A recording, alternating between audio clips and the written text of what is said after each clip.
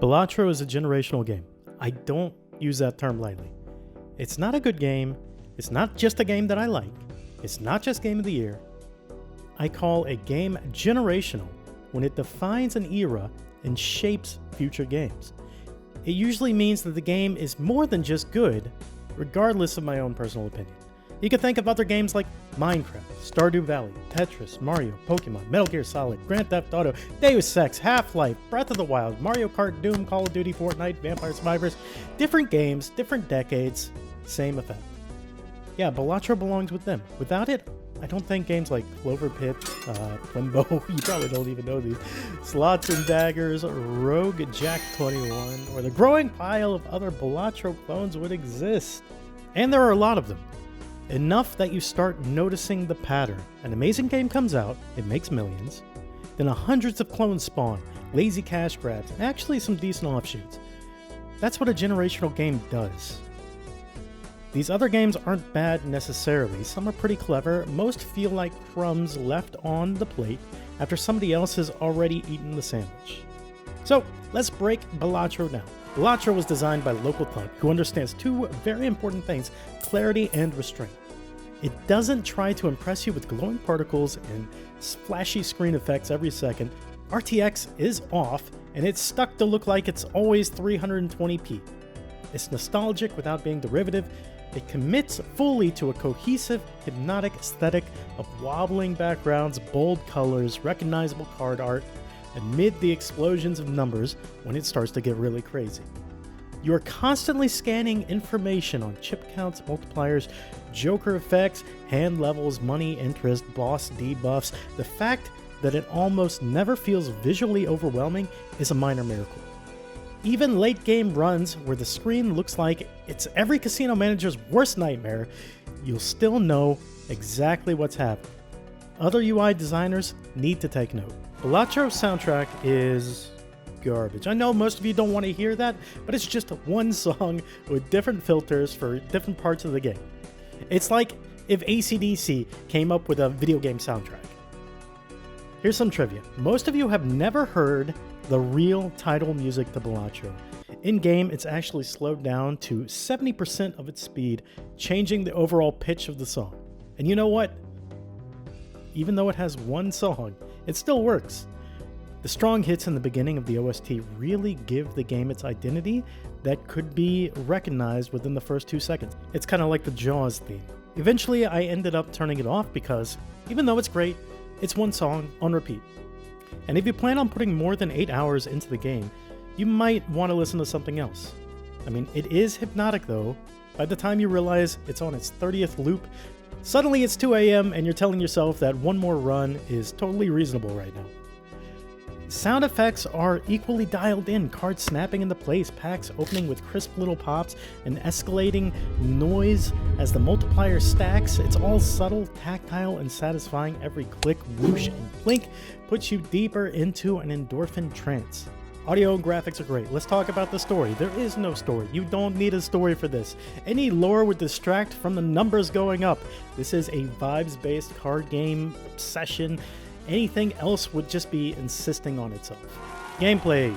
This is where Balatro becomes kind of controversial, because the same systems that make people lose hundreds of hours are the ones that make people bounce off of it. At its core, Balatro is poker stripped of social pretense and rebuilt as a roguelike deck builder.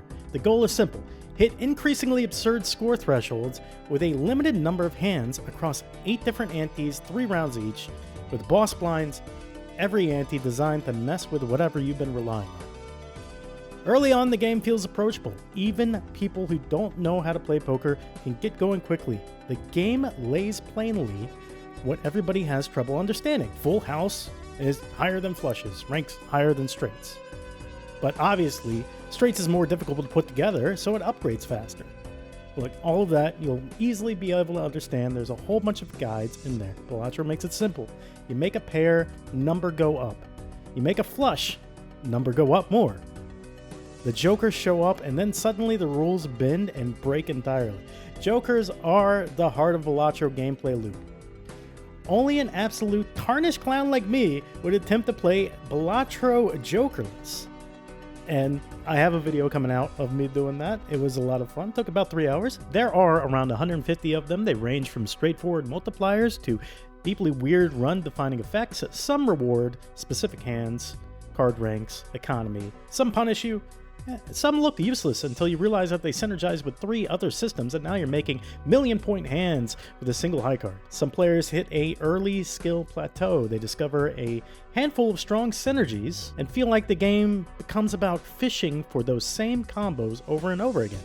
To them, Balatro starts to feel shallow, like a slot machine with extra steps. It's a restart simulator where luck decides whether you get to have fun. Others push past that plateau and realize that the game is less about finding the best build and more about adapting to what the shop, the packs, and the skips give you. These players know what to find, how to find it, and what stats to use to get there. What are the odds of getting what specific card, and how far will that take you? They're doing all these calculations in their head to get to the end result, and it's not just luck. However, Balatro absolutely has RNG. It is poker. It is a roguelike. Anybody claiming otherwise is lying to themselves and lying to you. You can and will get screwed by bad draws early on, bad shop rolls, or just a boss blind that targets the one thing that you did well. Here's the thing, skill still matters a lot. Knowledge matters, economy balance matters, decision making, it matters. The better you get, the more those unfair losses start to look like your own bad decisions. The game gives you tools. You have deck trimming, you got packs, you got tarots, you got vouchers, you got rerolls, you got skips, you got everything. And learning how and when to use them is where the depth actually is. Balatro is a risk management game, and whether it's satisfying or frustrating depends entirely on what you want out of a roguelike. Let's talk about performance. Balatro runs flawlessly. It loads instantly, it crashes almost never. Unless you're doing some sort of weird seeded build or really trying to break the game, then yeah, you can crash it. But it performs identically across PC, console, mobile, which is honestly absurd given how many games struggle to function even on one platform nowadays. This matters more than people realize because Balatro can be a restart-heavy game. Any technical hiccup would break the trance that you're in immediately.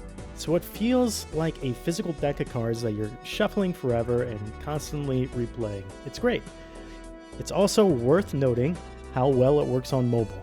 This is one of those rare games that actually feels natural on a phone, and it's not a compromise or awkward controls. Many players end up buying it twice, and that says a lot.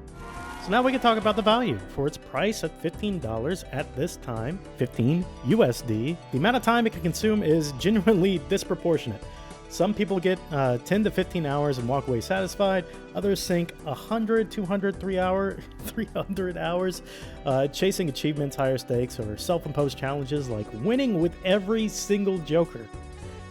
How long does it take to beat? Well, runs are as short as 30 minutes if you're good, and there are 120 different stakes plus 20 challenges. That's a lot of content. Immediate restarts helps. Here's a tip. Hold down the R button if you want to restart Scum after the first round just to find like a really good start. I didn't know about that. It feels so bad that I didn't know about that until like 80 hours into the game. You know what? I'm over it. It's an excellent Minesweeper replacement. Something you can pick up for 10 minutes and sink an entire evening into without noticing. It's an easy to recommend game to non-gamers. The cost to enjoyment ratio is wildly in its favor. Gotta give this a 5 out of 5 for value. Balatro can be frustrating. It can feel unfair. It can plateau. At higher difficulties, it leans harder on RNG than some players would like. And the boss design can occasionally feel cruel in ways that it leaves little room for recovery. Balatro is one of those games that clearly understands what it wants to be and executes on that vision with almost frightening confidence. It's elegant, hypnotic, accessible, and deeply replayable. It takes a familiar system and twists it just enough to create something that feels fresh, addictive, and quietly influential. Some people will call it shallow, others will call it genius, most will lose track of time playing it. All of those reactions make sense, because Balatro isn't trying to be everything, it is trying to be Balatro, a genre-defining generational game.